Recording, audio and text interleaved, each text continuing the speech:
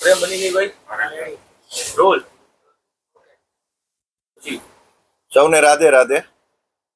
આગામી 27 માર્ચ 2026 શુક્રવારથી લઈ અને 2 એપ્રિલ ગુરુવાર સુધી આ કથાનો પ્રારંભ થઈ રહ્યો છે।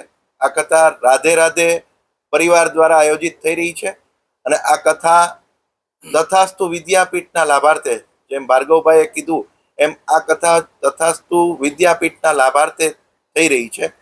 આ કથાનો સમય છે રાત્રિ સમય 8 વાગ્યાથી લઈ અને રાત્રે 11 વાગ્યા સુધી કથા ચાલુ રહેશે।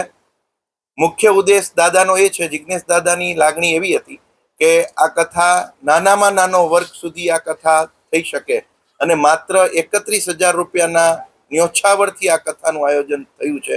એટલે દાદાની ગત કથા જ્યારે રાજકોટમાં હતી લોણા સમાજની, ત્યારે દાદાને એવી એક લાગણી થઈ કે આવું શું કામ ન થાય, એ હેતુથી દાદાએ આ કથા આપી રાજકોટને।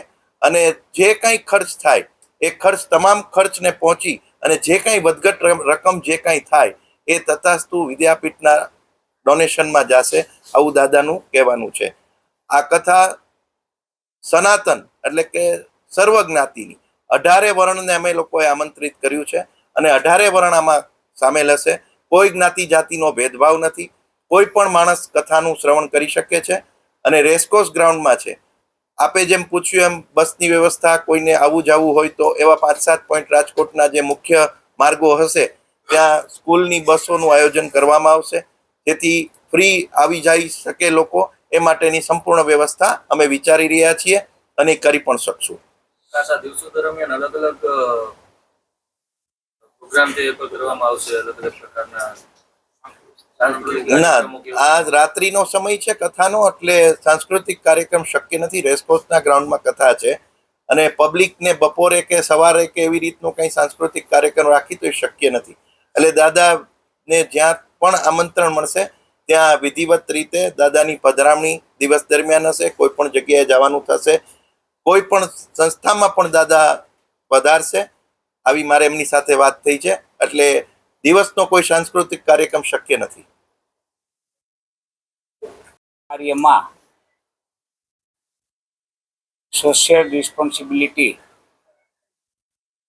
એ આપણી ફરજ છે અને ફરજના ભાગરૂપે જેને ઈશ્વરે સક્ષમતા આપેલ છે તે સમાજ શ્રેષ્ઠીઓએ સોશિયલ રિસ્પોન્સિબિલિટી નિભાવવી જોઈએ અને તે જ માટે થઈને આજે આ કથા ગરીબ વિદ્યાર્થીઓના લાભાર્થે અને તેમના શૈક્ષણિક હેતુ માટે થઈને અને તેમનું જીવન ધોરણ ઊંચું આવે તે માટે આ કથાનું આયોજન છે। રાધે રાધે। આ કથાનો મુખ્ય ઉદ્દેશ તથાસ્તુ વિદ્યાપીઠના લાભાર્થી કથાનો છે। તથાસ્તુ વિદ્યાપીઠ એ એવી વિદ્યાપીઠ છે જ્યાં આર્થિક રીતે પછાત બાળકોને રહેવું, જમવું, ભણવું બધું જ ફ્રી, એવી એક સંસ્થા અમરેલી જિલ્લામાં લાઠી તાલુકામાં ટોડા ગામ પાસે બની રહી છે। ત્યાં વિશાળ 39 વીઘામાં બધા કેમ્પસો ઊભા થઈ રહ્યા છે। અંદર બધી અલગ અલગ બિલ્ડિંગો, hostel building, school building, staff માટે રહેવા માટે સ્ટાફ ક્વાર્ટર, ભોજનાલય બધું જ ત્યાં બની રહ્યું છે। આપ એકવાર આવી અને બધા નિહાળજો। અને એક તથાસ્તુ વિદ્યાપીઠમાં 11-12 સાયન્સમાં બધાને એડમિશન આવતા વર્ષે 27-28માં ઓપન થઈ જશે, જેમાં આર્થિક રીતે પછાત બાળકોને ત્યાં રહેવું, જમવું, ભણવું બધું જ ફ્રીમાં ત્યાં મળી રહેશે। અને આ ઉદ્દેશ દાદાનો એટલા માટે તથાસ્તુ વિદ્યાપીઠ બનાવવાનો, દાદા જ્યારે ભણતા હતા ત્યારે એન્જિનિયરિંગ કરતા હતા, ફી ન ભરી શકાણી, બાપુજી ફી ન ભરી શકા, એના હિસાબે દાદાને ભણતર છોડવું પડ્યું અને એ કર્મકાંડ કરી અને પોતાનું આજીવિકા ચલાવતા હતા। એટલા માટે એમને બાપુજીએ કીધેલું કે તું પૈસા તારી પાસે થાય તો છોકરાઓની ફી ભરજે, પણ ઠાકોરજીએ ખૂબ કૃપા કરી એટલે આવડી મોટી વ્યાસપીઠ મળી અને વ્યાસપીઠ થકી બધાને અલગ અલગ પ્રેરણા કરી અને આવડું મોટું તથાસ્તુ વિદ્યાપીઠ દાતાઓના સહયોગથી થઈ રહ્યું છે। અસ્તુ।